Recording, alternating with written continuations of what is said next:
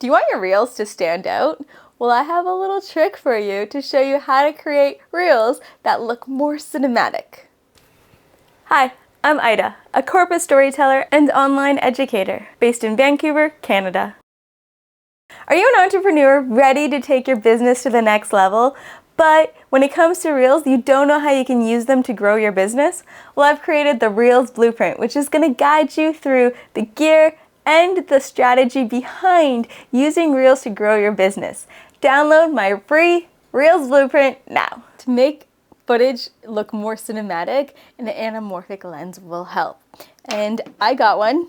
I'm not gonna lie, they sent this to me for free. They actually offered me a tripod, and instead I asked if I could get the anamorphic lens. So this is the SANDMARC Anamorphic 1.55x, and it comes with the case that is specific for it. The reason you want the case is because it allows you to screw in right in the case.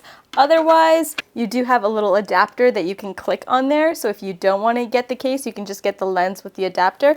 But I feel that with the case, it's on there nice and tight, and you don't have to worry about the lens falling off or moving and it not working. So how you use it is you put the case on. There we go, we clipped it in. And then you screw it in.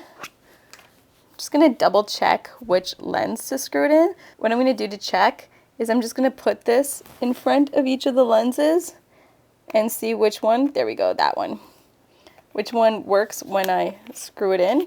There we go. And you can see when you first put it in here like this, it doesn't really look that good. What you have to do is you have to line it up. So you see this line here, and you're gonna see a line on the lens. They just need to line up. So that means that the lens is on right. So you can see when you just turn it on in your video app, it's not going to look very impressive. Because what it needs is it needs the camera to process the fact that this lens is on and decompress it and work its magic and transform it into the cinematic look. So to do that, you need an additional app. The app I suggest using is Filmic Pro. So I'm gonna go into Filmic Pro. Once you go into Filmic Pro, you're not going to see a change because you need to tell it that the lens is on. So to tell it that the lens is on, you're gonna use this little gear button and press hardware. And you just scroll down and it's going to say anamorphic adapter. This is a 1.55, so I'm just gonna click on 1.55 and then you see it's there. It looks all cinematic now. So what I'm gonna do now is I'm gonna go out and get a bunch of footage with this, and then we're gonna put it all together.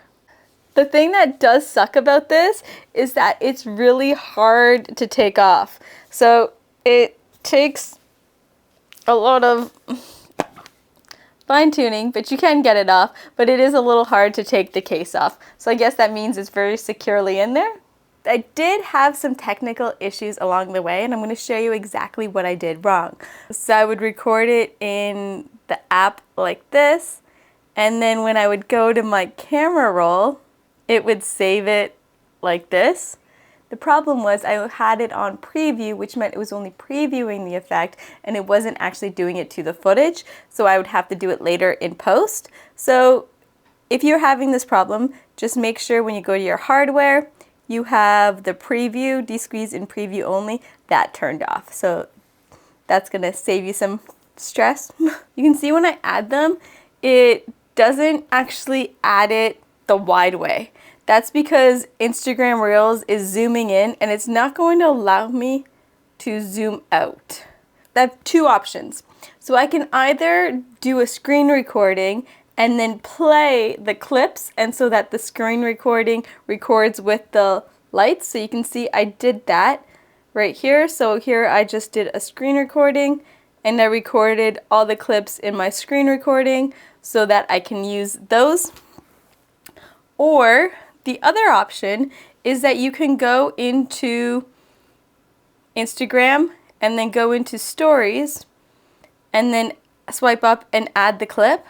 So see, when you originally add it like this, it's going to look the same, but then you can pinch it and take it, zoom out with it.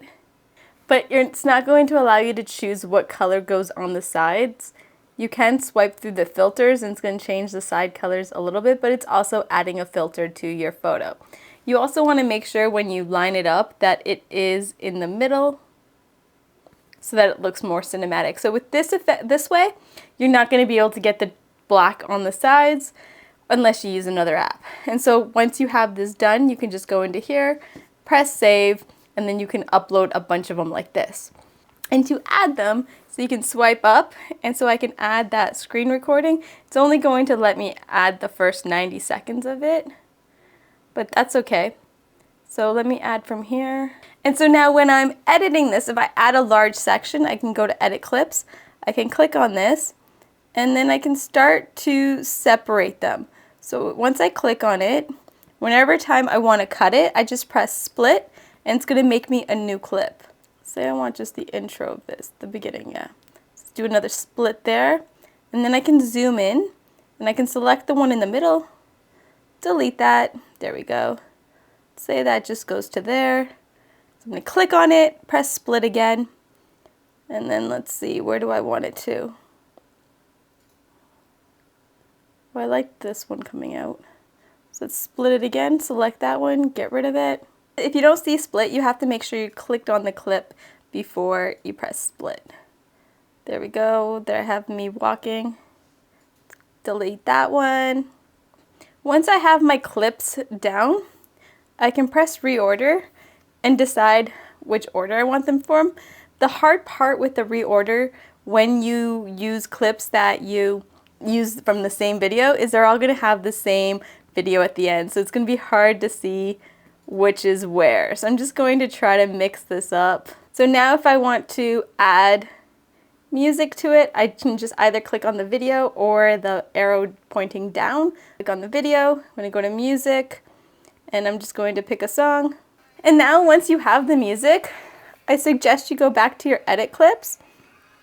And this is going to allow you to really just fine tune it. So what I like to do is I like to zoom in, and then I like to make cuts when the waveform, you can see it goes down and then it goes back up. That second it goes back up, that's where there's a beat. So you can easily make a cut right there.